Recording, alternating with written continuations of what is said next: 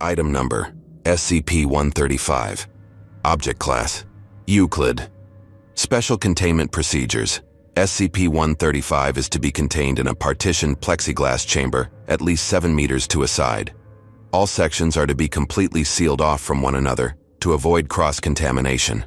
SCP-135 itself is to be in a central section with 1.0 to 1.5 square meters of floor space, with a 5-centimeter wide runoff trench around the perimeter that drains into a tank, the contents of which are to be piped into an incinerator at the end of every week. The remaining space in the containment chamber is to be used to house 5 chemical harvesting vats, 1 vat per partitioned section. A single access corridor is to lead from SCP-135's section to outside the chamber. No personnel are permitted within SCP-135's effect radius. All maintenance, taking of samples, etc., are to be carried out by remote control robots. Disciplinary measures need not be taken against personnel that violate this rule, because the direct consequences of SCP-135's effects have been deemed consequence enough. Robots are to be maintained and cleaned by Level 1 personnel. Once a week, SCP-135's section is to be hosed down with solution U82B until only its outer coating is visible. In emergencies, flamethrowers may be employed to reduce mass quickly. Due to the potential of catastrophic effects in the event of cross-contamination, at no point are SCP-329 or SCP-427 to be contained within the same facility as SCP-135. Description: SCP-135 is a human female between and years of age that promotes rapid, uncontrolled cell growth within a radius of 2.25 meters from itself. It remains rigidly in the fetal position and has never been observed to move. SCP-135's effect is carcinogenic to animal tissue and induces malignant neoplasia in plant and fungal tissues in 100% of recorded exposure cases, with severity and disorganization increasing exponentially with closer proximity to SCP-135.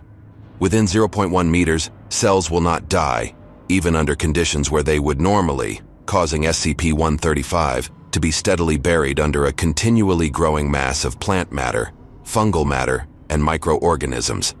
This undying state extends to SCP-135 cells as well. SCP-135 has been shown to lack an epidermis, instead having a crust of mixed plant and fungal matter that has incorporated itself onto SCP-135's skin, interspersed with tumors and patches of raw dermis. SCP-135's lungs, diaphragm, and intestines are ruptured, and growth extends into the chest and abdominal cavities. It has been fitted with wide-diameter plastic tubes for use in draining excess biomatter.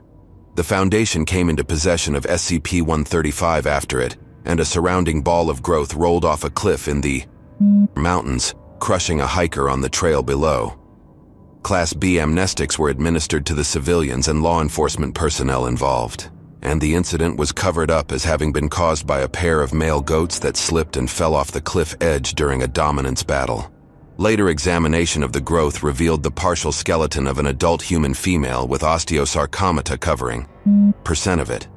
SCP-135 was found in the space between the skeleton's ribcage and pelvis, at the time between and years old.